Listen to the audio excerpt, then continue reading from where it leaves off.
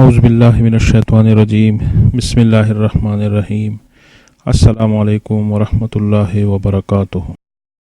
بسم اللہ الرحمن الرحیم۔ اب تیسرے قاعدے کی طرف آتے ہیں جو ہے تکرار اعادہ۔ ایک لفظ کا اعادہ دوبارہ لے آنا، یہ تکرار دوبارہ کیوں ہوتا ہے؟ یہ اس لیے ہوتا ہے کہ درمیان میں وقت گزرتا ہے، اس لیے تکرار کیا جاتا ہے کہ بات واپس پہلی والی بات کی طرف راجع ہو جائے۔ اس میں بعض اشکالات بھی دفع ہو جاتے ہیں۔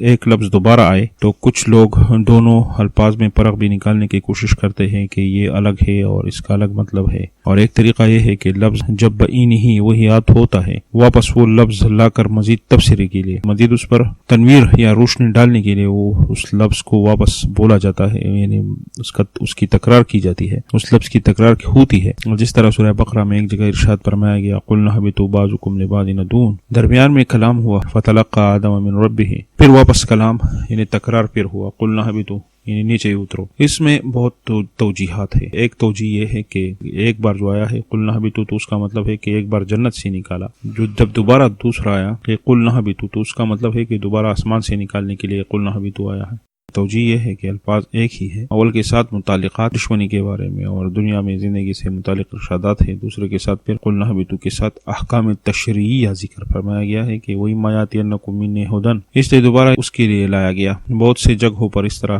کلام روک دیا جاتا ہے، اس میں فائدے یہ ہوتے ہیں کہ پہلے بار کسی ایک بحث کے ہوتا ہے، دوسری مرتبہ کسی اور نوعیت کا بحث اس کے ساتھ جڑا ہوتا ہے، جو مفسرین توجیحات نکالتے ہیں وہ بھی باطل نہیں ہوں گے۔ کلام ہے، اللہ کا کلام ہے، بہت انسان کے دائرہ فہم سے بالا تر ہے۔ انشاءاللہ جو چوتھا قاعدہ ہے اس پر پھر بحث کریں گے انشاءاللہ۔